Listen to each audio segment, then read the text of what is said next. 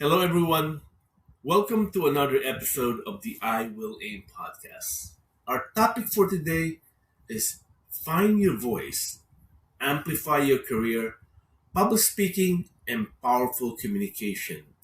In this inspiring conversation, we will deep dive with Neha Deshpande, co-author of the Career Breakthrough award-winning Career Breakthrough Playbook, Get Unstuck, Get Ahead, about how mastering authentic communication and public speaking can transform your professional trajectory.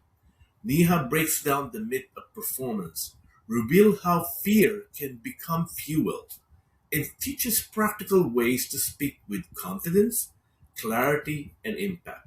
Whether you're presenting in a room of one or hundreds of people, we will help you get to where you need to be. Welcome, Neha. Thank you, Will. It's a pleasure always to be on your podcast. You're welcome. I'm really excited for our conversation. By the way, congratulations. Award winning book now, Career Breakthrough Playbook. I think it's won four awards so far and more to come, I believe. And thanks so much. And thanks to your gardener attitude. Actually, you are planting seeds all through the way. And many congratulations to you as well for your seeds of leadership.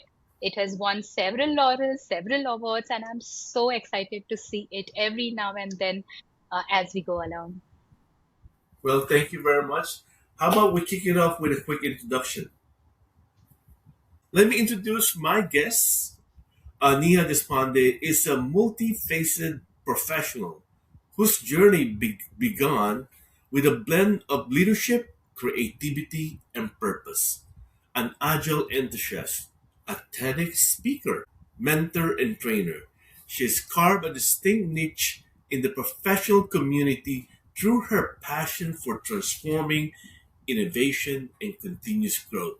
A sought after speaker, Neha shares insight on leadership, communication, personal development at the global platform, including TEDx. Her deep commitment to agile methodology is reflected in her work, where she consistently drives efficiency, collaboration, and meaningful change. As an active Toastmaster, Nia has honed her communication and leadership presence, earning recognition for her clarity, calm demeanor, and impactful delivery. Known for her problem solving skills, signature smile, she's widely admired as a trusted and empathetic leader for personal mantra when life gives you lemon, enjoy the lemonade. Beautifully captured her optimistic outlook and resilience. Beyond the corporate world, Neha is a creative soul. She's the author of BO Bright Magazine and co-author of Let's Trans and Ashayain anthologies, where she writes and explores human emotion with depth, sensitivity, and grace. As a poet, author, and show director, she uses storytelling as a powerful medium to connect and inspire. Nia holds an engineering degree from COEP Pune, a visionary leader and a lifelong learner. Nia exemplified the art of balancing a thriving professional career and a deeply fulfilled personal life. Welcome, Nia. Thank you so much. It encapsulates the one motto which I follow is you can live many lives in a single lifetime. And that's the urge from me to everyone who is listening to this podcast. Yeah, thank you. Well, thank you for sharing that last quote.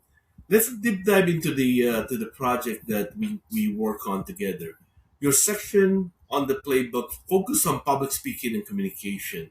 What motivated you to write your topic, and what do you think is the pivotal moment for career breakthrough?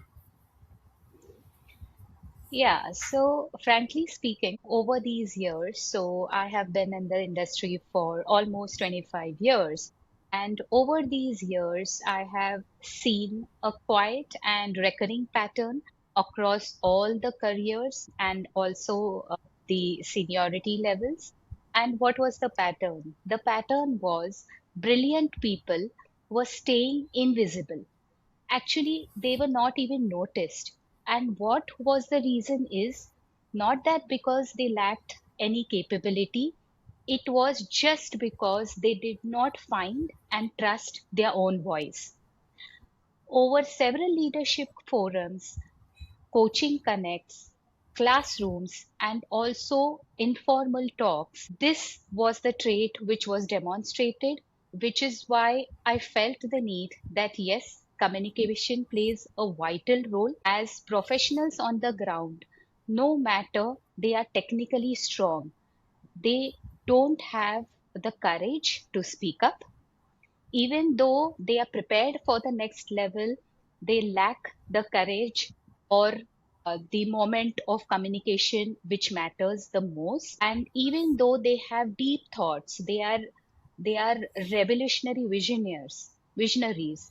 Still, they don't have the courage. They have the fear of judgment. So all of this is what I realized and noticed around me, which is why this is what motivated me to write the section on public speaking in this book. So let me ask a follow up question. You mentioned the courage. How does a person muster the courage? Because that's easier said than done. Yeah, definitely. And I would say courage doesn't mean the lack of fear. In fact, let me tell you a story. Okay. This happened during my initial talks in Toastmasters itself. And obviously, we want to have the courage. We have to show the courage and we have to not be fearful in talking or speaking in front of a lot of people, right? Okay. So this was my second or third speech in Toastmasters. And all that could go wrong happened. Obviously, I had sweating palms. I had a line which was missed. I had a trembling voice and all of that. But hold on. What happened in a moment is in the second half of the speech, something shifted. Something shifted within me, and I took a pause. I took a long breath, and I said to myself that this is the moment where you can tell the audience what you wish to tell. You can bring the change and you can inspire everyone around. And that was the moment when I realized that being vulnerable, being human is what it takes, and not just running away from fear. I essentially felt in that moment that fear is always there. In fact, if fear and anxiousness is there, it is you are there in the moment. You value the moment, you think about the moment, and hence these emotions come to you. So don't run away from fear. In fact, what confidence is even in the presence of fear, you can give your best. And that is confidence, according to me. So essentially, this is what I write in the book as well. If fear says, don't mess it up, confidence says, stay with yourself no matter what. And yes, precisely. I would say if fear is not there, you're not in the thing or in the speech or in the presentation. And confidence is just that in the presence of fear, you perform your best. First of all, thank you for sharing that vulnerable story about your your experience. I think that is very important for people to hear. Even the fact that you co-authored a book and people looked up to you and you've been a very successful speaker, that you have your own challenges that people could relate to. So thank you for sharing that. And I love the quote that if fear says don't mess this up, freedom says stays with yourself no matter what. Because like you said, Yeah. being authentic and being vulnerable is what makes you relatable too. So let's move on to the next question. On your section, you wrote the seven C's of effective communication. Which of these C's do you find that most professional often struggle with, and why? When you term yourself as a professional, you have a high regard for yourself and you have to, right? You are a professional. But what happens is, as you go along the way, as you gain expertise, as you gain knowledge, as you gain higher up level in the hierarchy, somewhere the clarity is lost. And the C, which I would like or choose, is clarity. Okay. Because not because professionals don't have the intelligence or expertise now, they don't have the art of making things simple. They don't know how much to tell, right? Because they have a worth of knowledge, and it is very difficult for them to pick and choose and relate to the audience and give only what is needed as per the knowledge or the grasp of the audience. So I would say C for clarity is something I would prefer that all the professionals have, because as you go along the seniority levels, you tend towards overloading your speech or your talk or your presentation with lot of context. You speak in abstractions, you use a lot of jargons, and uh, least is that you assume shared understanding. So what I mean by that is, you are at a particular level and you assume that your audience is also at the same level. So my humble request to everyone is, whenever you start with the seven C's, start with the C for clarity. Make your content very, very simple. Choose wisely what to talk based on the time you have. Let go what's interesting but not important, and translate your expertise into simple terms which are understandable to the audience. Yes, so C for clarity it is. I totally agree with you with clarity because without clarity, the audience won't really get your message, even if you have a wonderful delivery, because there's no clarity of the content of the message is lost even before it started. So thank you for sharing about the one of the C's that people often struggle with. My next question is around perfection and confidence. There's always this notion that you need to deliver a perfect thought or a perfect speech. So how do you define confidence, and how does perfection relates to it, or does it even matter? Okay, so I would attach one more word to confidence, that is authentic confidence. Okay, there is something which you show. Okay, fake it till you make it. That is just confidence. Okay, you're just faking the confidence and then ultimately you try to make it, which is authentic confidence. So, authentic confidence isn't about perfection, it's about permission. Now, when I say permission, it is permission to be yourself. Okay, permission to be what you are, permission to be comfortable in your own shoes, right? Permission to say what is going on and what you believe in, right? So when you shift your focus from confidence to authentic confidence, I think you move along the way and you're totally 100% invested in the presentation, in the speech, in the message to be delivered. Your this authenticity actually comes across. It comes across to the audience. They try to connect with you more and they feel you are a part of the conversation. So definitely confidence doesn't equate to flawlessness. I may stammer, I may stumble, I may forget. However, I carry on the message knowing that I have to deliver something which is going to be of help to the audience. Definitely confidence, the authentic confidence is trust and it's not control. I am not controlling the words I'm using. I'm not controlling my emotions. If I feel like crying, I'll cry and then you move on, right? That shows how invested I am. Authentic confidence is about intention and not performance. It's not a dance show wherein, I perform and go and people clap. No, it is about what intention I am coming on the stage or with what intention I am coming to a meeting. And is that intention met or not? So, does that intention have the right impact on the audience? Is what is authentic confidence. And as I said earlier, Anxiety, nervousness, etc. are a part of confidence and they have to coexist. If they do not, then it's a performance. It's not an authentic confidence.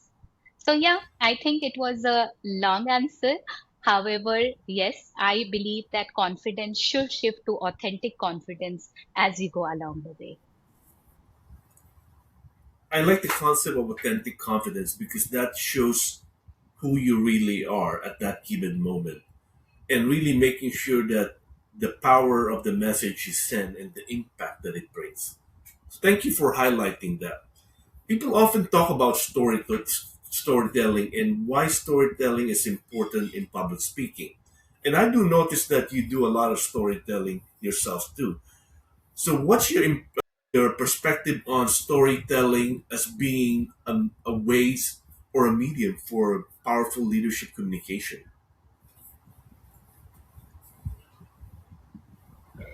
So, as long as we know the human civilization has been, I think storytelling has been a core aspect to it. As children, also, we love to listen to stories which our grandparents like read out to us or tell us, and we relate. Next question is: how do you recommend people to prepare mentally and emotionally before speaking to their audience? What's the best way to do that? Mental and emotional support is often neglected or ignored. You are too much focused on the data, on the logic, how you dress, what is your charisma, etc. However, if you are not mentally and emotionally prepared or invested in the presentation, speech, topic, message delivery, etc., then I think you are not going to be authentic and you will not be able to deliver the message which you intended to. So, how to actually prepare yourself mentally and emotionally? First and foremost, which I always kept iterating through our conversation today, is shift from the performance attitude to the service attitude. So, public speaking or a delivery of a message is never a performance, right? It is something as a service you are offering to the audience and to the team members in the professional setup. So you should have to know your intentions clearly. You have to know your message, what you want to deliver, and then you have to navigate through the conversation to reach to a point that the intent is converted to impact. So how you do that? Before any presentation, at least for me, I take a pause, I take 3 long breaths, right? And I tell myself why I am doing this, what is the investment I have, what is the ask of the audience, and what is the takeaway for the audience from this message. So, if I have this clarity, that is C, in my mind, then definitely I can have my mental and emotional investment 100% in the message which I'm trying to deliver. If you're emotionally invested, as I said earlier, if I feel like crying, if I feel like telling aloud, if I feel like making some gestures, making some facial expressions, it adds to my investment in delivering the message. So obviously, my emotions will be relayed and the audience will connect better with me. I have to regulate my body. I have to calm my mind. So I have to stay focused. Even if I don't have an expert PPT, my words should do the trick. And obviously, give yourself the permission to be what you are. Use whatever words you want to. Just attempt to communicate what you are here for. And last but not the least, the grounding thought just before the presentation is I am here with a purpose. I have this to deliver. And for me, it's I am happy and just start with a smile. So that's it. Yes, that's what I would suggest. Well, thank you, Neha, for sharing how to deliver an effective and impactful presentation. If My our audience right now wants to reach out to you to invite you to speak at the event, or maybe to hire you as their speaking coach. How might they reach out to you? What's the best way? So definitely they can find me on LinkedIn. My tag is Neha Deshpande, and obviously I'll be more than happy to connect with you and help you if you feel that I have matched the intent to the impact. Thank you, Neha, for your time, and have a good day. Thank you. Thank you, Will. Have a nice day.